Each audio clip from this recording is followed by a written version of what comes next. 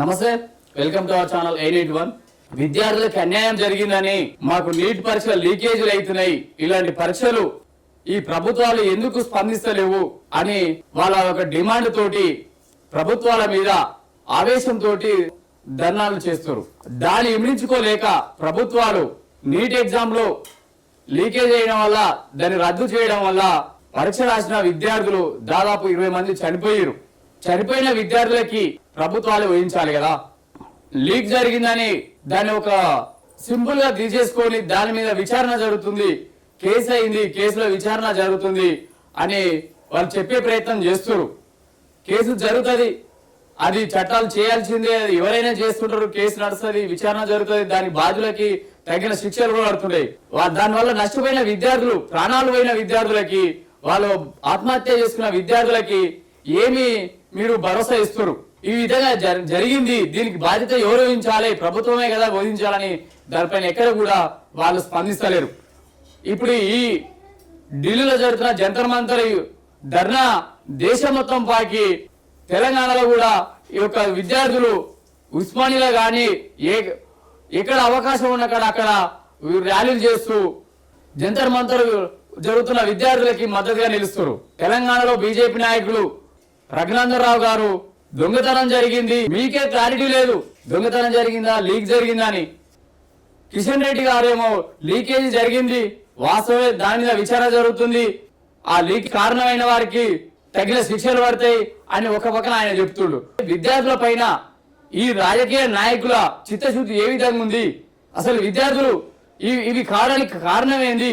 ఈ సిజేపీ వాళ్ళు చేస్తున్న ఈ ధర్నాకి దేశం మొత్తము సంఘీభావం తెలిపి మద్దతు తెలుపుతుంది. ఎన్ఎస్ఏ చట్టాన్ని ఈ పిల్లలపైన, ఈ విద్యార్థుల పైన ఉపయోగిస్తారు. బాధ్యత వహించాల్సింది విద్యాశాఖ మంత్రి కదా, మరి దానికి సంబంధించి ఆయన మీద ఏ చట్టాలు ఉపయోగిస్తారు? ఈ ధర్నా చేసినప్పుడు మాకు అన్యాయం జరిగిందని విద్యార్థులు ధర్నా చేస్తుంటే వారి మీద చట్టాలను ఉపయోగించి వాడుతున్నారు.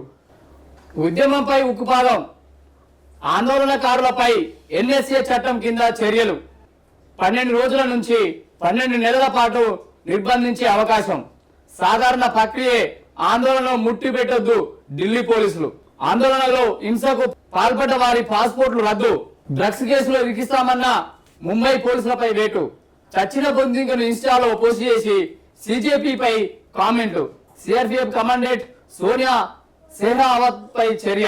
ఎన్ఎస్ఏ చట్టం, నేషనల్ సెక్యూరిటీ యాక్ట్, ఈ ఎన్ఎస్ఏ చట్టాన్ని ఉపయోగిస్తారు ఇక్కడ.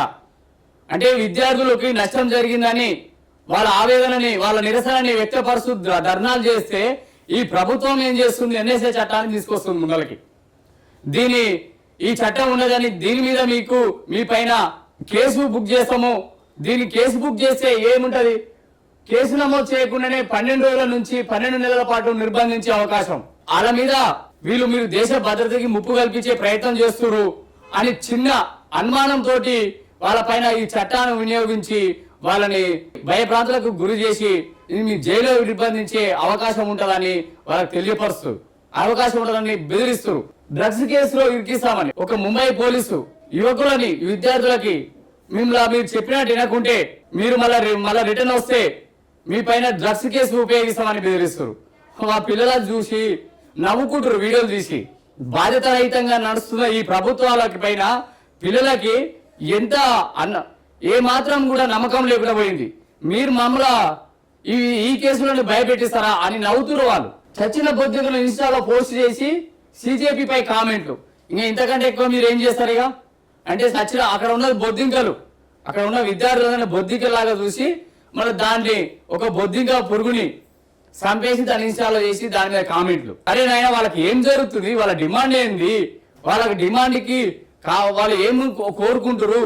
వాళ్ళకి చచ్చిపోయిన 20 మందికి ₹1 కోటి చొప్పున నష్టపరిహారం చెల్లించండి, దానికి బాధ్యత వహించాల్సింది విద్యాశాఖ మంత్రి. మీరు రాజీనామా చేయాలని ఆ యొక్క విద్యార్థులు ధర్నా చేసి డిమాండ్ చేస్తారు. ఈ రెండు మీరు చేయకుండా దీనికి చట్టాలను వినియోగిస్తూ, పోలీసులను వినియోగిస్తూ, పిల్లలని చిత్రహింసలకు గురి చేస్తూ, వీళ్ళని భయప్రాంతాలకు గురి చేస్తారు. ఇది ఒక ఢిల్లీకే పరిమితం కాలేదు, దేశం మొత్తం పరిమితమైంది. అన్ని రాష్ట్రాలలో విద్యార్థులు ఒక తాటికి వస్తున్నారు. ఇప్పుడు రాష్ట్ర ప్రభుత్వాలు, రాష్ట్రంలో ఉన్న బీజేపీ పార్టీ నాయకులు స్పందిస్తున్నారు. ఇప్పుడు అంటే మీకంటూ ఒక అలజడి పుట్టింది. కానీ దానిపైన మీరు ఇప్పటికైనా దిగొచ్చి జరిగింది దానికి బాధ్యత వహించాలి. విద్యాశాఖ మంత్రి రాజీనామా చేయాలి, చేపిస్తాము. ఈ చనిపోయిన వాళ్ళ పిల్లలకి మేము ₹1,00,00,000 చొప్పున మేము నష్టపరిహారం ఇస్తామని ఒక్క మాట కూడా చెప్పట్లేదు. కానీ ఈ యొక్క వ్యవస్థను వాడుకొని ఇది విద్యార్థుల పైన ఈ చట్టాలు వినియోగిస్తూ నేడు సిజేపీ దేశవ్యాప్త నిరసన. ఢిల్లీలో విద్యార్థుల ఆందోళనకు ఆచార్య మద్దతు. సమస్యల్ని వినాలని మోదీకి లేఖ. సిజేపీ ఆందోళనపై ఎన్ఐఏ విచారణ జరిపించండి. ఢిల్లీ హైకోర్టులో పిటిషన్ నేడు కీలక విచారణ. రాజధాని ఢిల్లీలో సిజేపీ నిరసన ప్రదర్శనలో పాల్గొన్న వారిపై కఠిన చర్యలకు సిద్ధమవుతున్నారు. హింసకు పాల్పడ్డ వారి పాస్పోర్ట్లు రద్దు చేయాలని భావిస్తున్నారు. సీసీటీవీ ఫుటేజీ వీడియోల ఆధారంగా